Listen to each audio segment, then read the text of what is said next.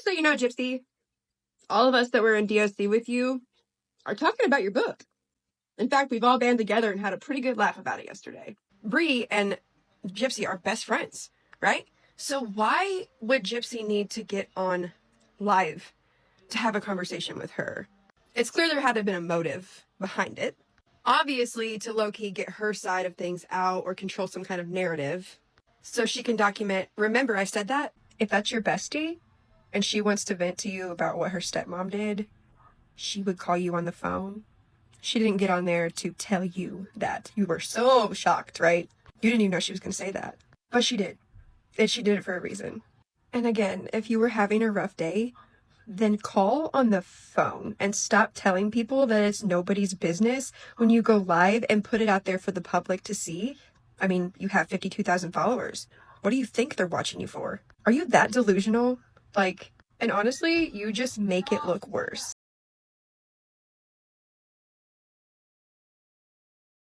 Gypsy Rose Blanchard, a name synonymous with one of the most shocking true crime cases in recent history, is stirring headlines once again.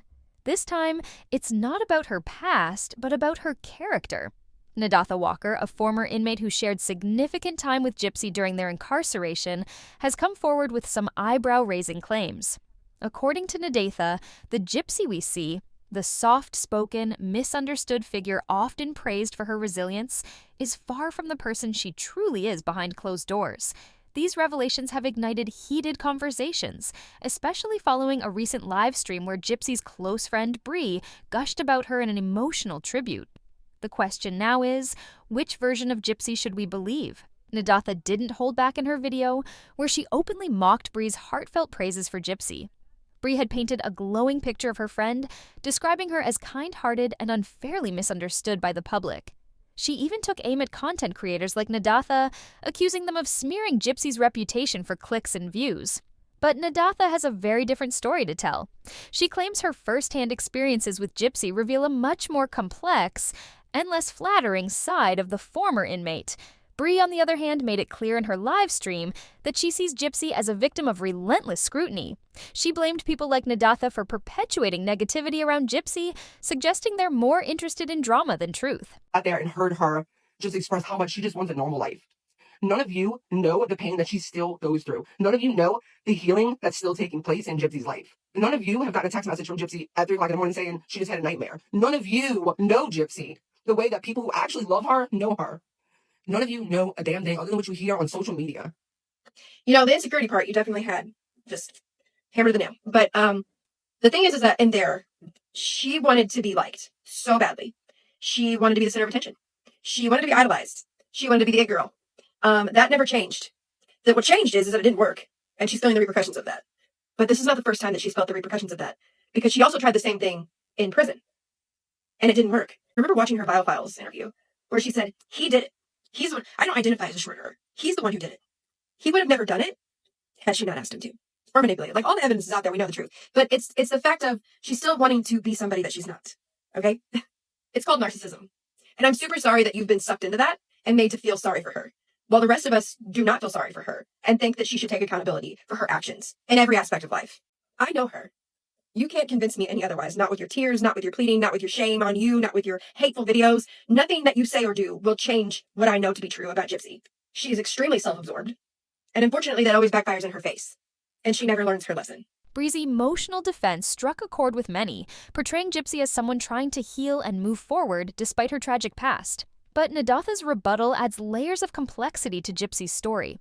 As someone who spent day in and day out with her during incarceration, Nadatha claims to have seen the unvarnished version of Gypsy, someone who doesn't always align with the public's perception of her as a reformed and innocent figure. Her allegations challenge the narrative of Gypsy's redemption, sparking a broader debate about how much of what we see is real and how much is carefully curated for the public eye. Is that Christy has become more of a mother to me than my own mother was. So Christy is going to be grandma. And so that question really won't be a pest in our face. Gypsy's attorneys painted the narrative, okay? When I think back on her limping across that courtroom, knowing that she had no reason to be limping, I think that they painted that for her. And ever since then, she's just ran with it. That's why the story changes from this way to that way all the time. This clash of perspectives, Bree's admiration versus Nadatha's skepticism, has left many wondering, who is the real Gypsy Rose Blanchard? Is she the kind-hearted survivor her supporters praise, or is there a darker, more manipulative side to her, as Nadatha suggests? These revelations are making waves, especially after Gypsy's close friend Bree recently sang her praises in an emotional live stream. Let's dive into the drama, starting with Nadatha's allegations and the growing clash of narratives. Okay, so I've been stuck on this for a minute, and I want you guys to help me break this down and give me your thoughts, okay? So Bree and Gypsy are best friends, right? So why would Gypsy need to get on live to have a conversation with her? It's clear there had to have been a motive behind it. Obviously, to low-key get her side of things out or control some kind of narrative so she can document, remember I said that? So one of the things I want to talk about is the fact that she brought up Christy wanting to sell pictures of her baby. Why would you leak that? Because that's kind of a private thing, like a family ordeal. And if you really wanted to tell your best friend, why wouldn't you just pick up the phone and call her and tell her? So it's clear she wanted us to know. I would give her the benefit of the doubt here, but I'm not going to. That maybe it's all for the show, to like draw people in to like want to watch it. But then I thought, maybe that's not it. What if it's because they plan to leak photos of the baby, and because she wants to control her image, she's come up with a storyline to say Christy wants her to do it. But she doesn't want to because she does not want to, put her baby in the media and control her image. So when the photos do come out and they make the money off of it, Christy's shoulders are strong enough to take the heat while still controlling Gypsy's image. So she can say, I didn't want that. It wasn't me. It was Christy. And all Christy cares about is that there's money going in her pocket. So of course she's, and she's strong enough to go to the media and say, yeah, I said that she should go ahead and sell her pictures. That's what celebrities do. Dang. Do not be fooled. How well can you truly know someone? For Nadatha, her time spent living side by side with Gypsy Rose Blanchard in the confined quarters of prison offers a perspective far more layered and complex than what the world glimpses through public interactions and social media posts. Nadatha claims that genuine understanding comes only from the kind of sustained, unfiltered exposure that life behind bars uniquely provides. And according to her, there's a stark difference between her immersive experience with Gypsy and the limited familiarity others, like Bree, may claim to have.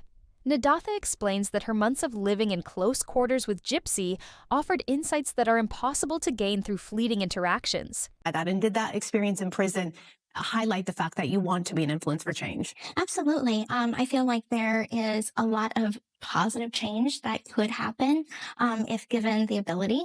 And so I think that there is a lot of things in our justice system that needs to be addressed. So I am an advocate for prison reform, but also... talk about that, because you say in and out of prison, your platform you're using right now to really spread the message that there needs to be change and there is hope, as you were mentioning. But talk about your time in prison and the... Please name one thing that you've used your platform for to advocate for prison reform. You know why it makes me mad? Here's why it makes me mad is because, you know what? I got out of prison and I changed my life and I started caring about other people. And more so than that, I started doing prison reform. I know what it looks like. I know what advocacy looks like. I know what losing sleep at night because you care so much about people looks like. I know what getting up at 2 o'clock in the morning because somebody's in relapse after they got out of prison looks like. Do you know what that looks like? No, you don't have a freaking clue. This is not the face of prison reform. This is not the face of advocacy. And I don't care how much PR you do. I'm going to say it and say it and say it until something's done about it. You know what's crazy? I can think of so many organizations with people in it that have certified peer support, meaning they've went through it, they've lived that life of addiction and came out on the other side, and they are working so hard night and day with people, and they don't get the recognition they deserve. Gypsy, you're a liar. And now I'm going to use my voice to make sure everybody knows that you are a liar and taking credit for something that you know absolutely nothing about. She vividly recalls mornings spent waking up together, brushing their teeth side by side, and navigating the monotonous yet regimented structure of prison life. This unvarnished proximity allowed her to see Gypsy in a way that Bree, whose exposure was limited to public interactions and social media, could never fully grasp. One particular memory stands out to Nadatha. They were both supposed to attend chapel sessions together, a routine encouraged for all inmates. Yet Gypsy often avoided these sessions, opting instead to stay behind. Nadatha views this as a small but telling example of Gypsy's inconsistency, a pattern she noticed time and time again during their shared time in prison. For Nadatha, the distinction between her immersive experience and Bree's superficial familiarity is clear. She believes that only through sustained daily exposure could anyone begin to understand the complexities of Gypsy Rose Blanchard, a figure whose public image often overshadows the contradictions and intricacies of her true self.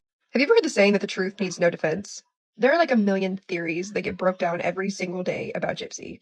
No two views are really the same. The only thing in common that they have is that she's a grifter and a pathological liar, and that there are so many holes in what actually happened that America was sold a false narrative, and they're just not finding out. I stand by what I said. If that's your bestie and she wants to vent to you about what her stepmom did, she would call you on the phone. She didn't get on there to tell you that. You were so shocked, right? You didn't even know she was going to say that. But she did. And she did it for a reason. And again, if you were having a rough day, then call on the phone and stop telling people that it's nobody's business when you go live and put it out there for the public to see. I mean, you have 52,000 followers. What do you think they're watching you for? Are you that delusional? And honestly, you just make it look worse. Because I just posted that this morning and you instantly wanted to clarify and clear it up. It was just my opinion. According to Nadatha, Gypsy's carefully curated image may be concealing a more troubling reality. Nadatha accuses Gypsy of being a drama seeker, claiming she thrives on creating chaos and conflict. What's more, she alleges that Gypsy's seemingly kind gestures, like offering help or sharing items, often came with strings attached or were overshadowed by volatile outbursts when things didn't go her way. But it doesn't stop there. Nadatha claims Gypsy weaponized her emotions, using tears and dramatic outbursts to manipulate others and deflect blame. These behaviors, according to Nadatha, weren't confined to their time behind bars, but were part of a broader pattern consistent with Gypsy's history of shifting narratives. The question now is, how do these allegations stack up against Gypsy's redemption story? Let me know what you think in the comments section below. Oh, Gypsy, you just put your freaking foot in your mouth every time, man. I had not even heard this clip. I got my answer today. It's really good news. I am leaving prison and going home on my earliest out date of December 28th, 2023. Was jumping up and down and all excited. I'm just so overwhelmed. I'm emotional. It just doesn't seem real. If you know anything about women's DOC, we all in there in the day room together. So are the phones. So you mean to tell me that loudly that you told Christy, I got my answer today and blah, blah, blah, with the date. But in your book, you say you didn't tell anybody your date. Now, you kept it a secret in prison and wanted absolutely no one to know because you were terrified that somebody would find out and take your date from you. As somebody who has been to Chillicothe prison, same house, same wing, I know that she did not say that loudly and nobody heard it. Chances are somebody was on the phone right next to her because us women live on the phone. Everybody heard you say your date and you know it. But in that old book of yours, you said women found out and you couldn't believe it. And they came up to Canteen and they said, hey, we know your date, girl. Is Gypsy Rose Blanchard rewriting her past to fit a new narrative?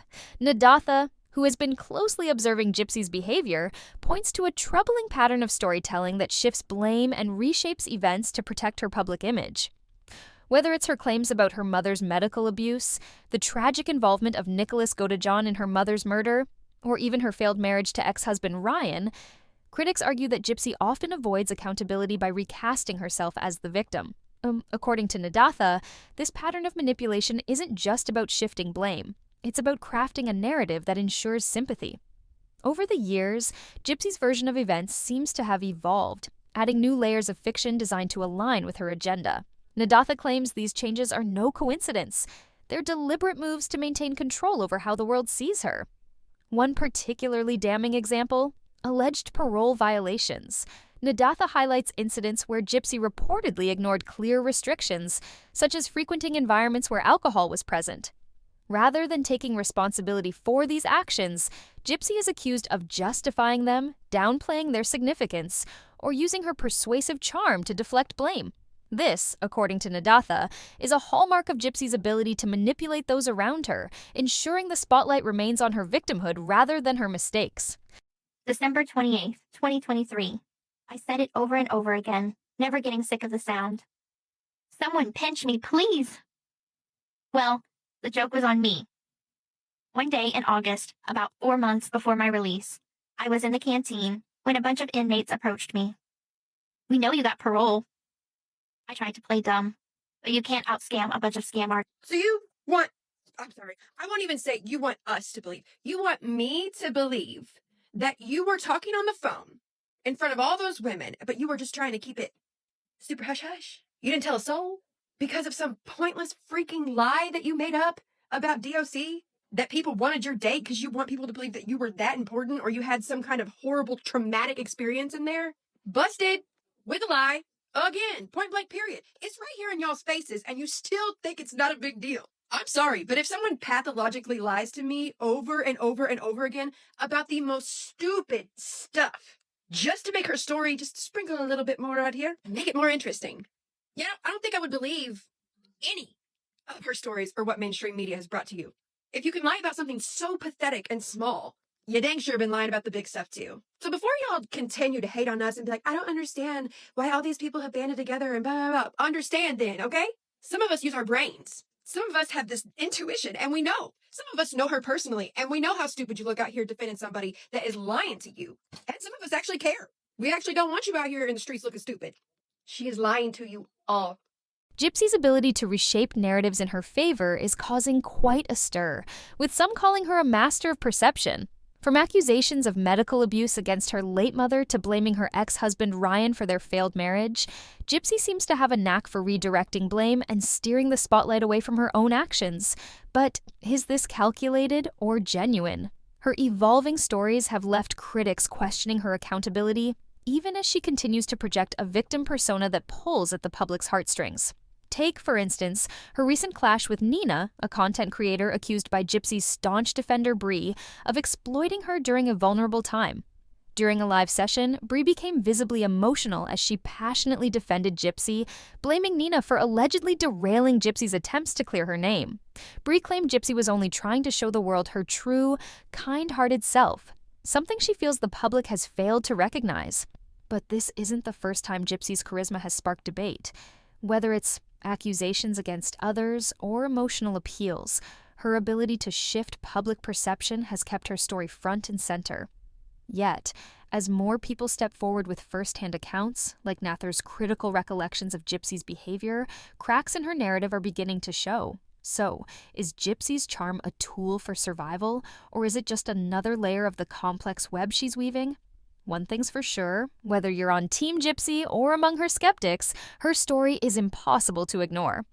Also, Christy, girl, aren't you talking all that mad cash money stuff about Dee Dee and how she used Gypsy? And here you are using her like a cash cow? Makes it really easy to believe that you would be the one to come up with a story about her having Munchausen by proxy. I mean, I'm sure you and Rod were the ones that contacted Gypsy's lawyer to begin with, right? It almost sounds like maybe you could come up with this because you were the one that intended to use her for financial gain. Not saying that Dee Dee didn't scam and do the things that she did, but it's clear Rod didn't pick somebody too different. Gypsy's recent public statements have reignited debates about whether she's a misunderstood figure or a master of manipulation. Opening up about the backlash she's faced, Gypsy expressed frustration with the public's tendency to engage with dramatic narratives about her rather than taking the time to understand who she truly is.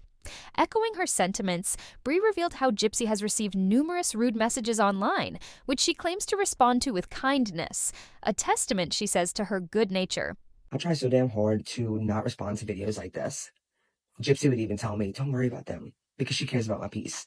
But I can't fucking help but be annoyed by someone trying to dissect my friendship with one of my friends. Because for me, I see Gypsy Rose Blanchard as just Gypsy. That's all she is to me. And you couldn't be more wrong about everything you said in that video. Believe it or not, I didn't even know Gypsy was in there when I was talking. During that live at that moment, I was really emotional. And that's actually why Gypsy came into the panel. I knew that that was a reason, like immediately, like I just felt it. You just had this sense of knowing things when you're friends with someone. I was becoming very emotional as I talked about the reasons why I really have a hate for Nina. And I won't go into that here, but I know that that's why she came into the live. And yeah, she was just being a friend. And then we just started having a conversation. And that's all. That's all. That's all that it was. And so many of you took that live because y'all don't know how to mind your own damn business and twisted it every which way you could. But I knew that I made this choice when I became friends with Gypsy. Did I know it was going to be like this? No. Did I know that I was even going to have the type of friendship I have with her? No. But it is what it is, and I have to deal with it, of course. But I would just hope that some of you people would eventually just move on with your life. It's almost like y'all are trying to bait. Sometimes it almost feels like y'all are trying to bait this girl to show a picture of her child, and she's not going to. I was actually surprised that she brought that up about Christy, which is why if you were listening, with the ears on your freaking head, you would have heard that. I'm like, yeah, but I know that Christy never meant for it to be like that. But not everyone is convinced. Nadatha has challenged Bree's claims, arguing that Gypsy's public persona is a carefully crafted image designed to elicit sympathy and support from those unaware of her true character. According to Nadatha, Gypsy's actions behind the scenes often contradict her public statements, creating a disconnect that undermines her credibility. Nadatha painted a picture of Gypsy's vulnerability and charm as tools to manipulate public perception rather than reflections of genuine authenticity. In a recent live session, Gypsy addressed swirling rumors and opened up about her life. She explained the absence of photos from her baby delivery, attributing it to the sudden and unexpected timing of the birth at 1:30 a.m., which made capturing the moment impossible. However, her explanation left some viewers questioning the plausibility of her story. Gypsy also shared insights into her parenting journey, describing herself as a hands-on mother who manages her baby's care with minimal assistance. She praised her husband, Ken, for his unwavering support, highlighting their teamwork in parenting and their dedication to educating themselves through books and online resources. Gypsy emphasized how this chapter has strengthened their bond as a couple. As Gypsy continues to navigate public scrutiny, her fans and critics remain divided. Is she the misunderstood figure she claims to be, or is there a deeper narrative at play? What do you think? It's a good release. It's people need I just want people. I feel like people just need to understand what she did. It was never you. You was like you opened up your. You chose without getting advice or without getting opinion. You chose to go to her woman to woman and just wanted to clear the air and just set some things straight that she was saying. And she took full advantage of that when she realized that she wasn't going to have you in her pocket. And that was when you were, fresh out in the world and vulnerable and not so guarded. And I feel like that was the beginning of you putting up this wall, which I think it has been a good thing in some ways because, people will take advantage of you. But it breaks my fucking heart. And I hope that Nina isn't someone that I hate one day. I hope that from me, she really does symbolize hate. And I hope one day she doesn't. But it's just the joy that she gets out of it. And I feel bad, like I said, even for her followers. Gypsy's social media journey has taken yet another dramatic turn. After revealing that her account was hacked, she shocked fans by admitting she was ready to let it go entirely. She described the idea of deactivating the platform as a relief, a way to escape the constant pressures of managing millions of followers and the unrelenting public scrutiny. But here's the twist. Instead of letting it all fade away, Ken stepped in, determined to recover the account, emphasizing its importance to their online brand. This unexpected move starkly contrasts Gypsy's earlier excitement about achieving significant follower milestones, a time when she openly celebrated her platform's success. Now, fans are left wondering if her sudden indifference is genuine or just another chapter in her ever-complicated narrative. The intrigue doesn't stop there. Gypsy's attempt to reach out to her ex-husband Ryan before their divorce raised even more eyebrows. She claimed the outreach was about seeking closure, suggesting she wanted to resolve lingering emotions and provide clarity for both of them. However, in the same breath, she admitted that cutting off communication was ultimately healthier for their healing process. This contradiction has many questioning her true intentions. Was it a sincere effort to reconcile, or was there a deeper, more calculated motive? Did Gypsy risk reopening old wounds for the sake of connection, or was it an attempt to maintain control during a time when their separation became final? These questions only add another layer to her already complex narrative. I love that I'm the liar in Bree's stories. I'm a liar, but your bestie didn't know her shoe size in the Department of Corrections?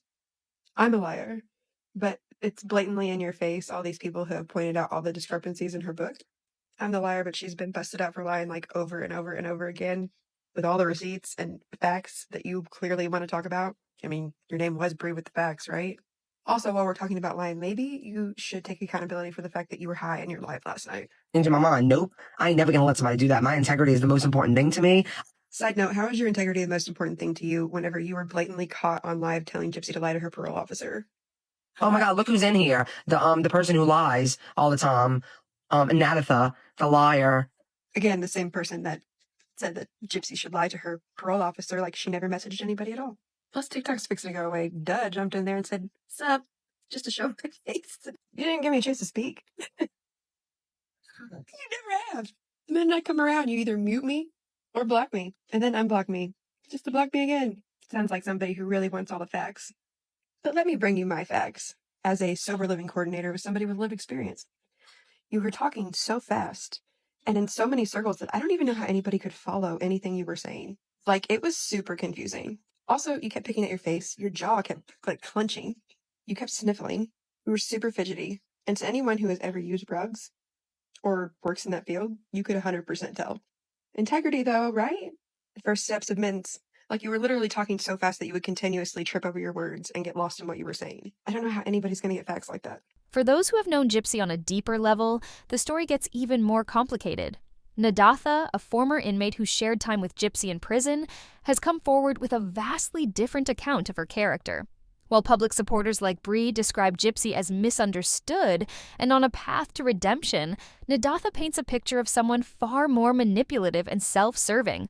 Having observed Gypsy's day-to-day routines and emotional outbursts up close, Nadatha claims to have seen calculated behavior that contradicts the image Gypsy portrays to the world. What makes Nadatha's testimony particularly compelling is her willingness to speak out despite the potential backlash. She challenges the widely accepted narrative, describing Gypsy as someone who expertly deflects blame while evoking sympathy. This growing divide between Gypsy's public persona and the accounts from those who've interacted with her more intimately is impossible to ignore. Supporters remain firm in their belief that she's a misunderstood figure striving to rewrite her story, while critics argue that her manipulative tendencies overshadow any positive attributes she may have. As the story unfolds, one thing is clear: Gypsy's narrative is anything but straightforward. With new revelations coming to light and contrasting perspectives continuing to emerge, the question remains, is she a victim of circumstance, a master manipulator, or something in between?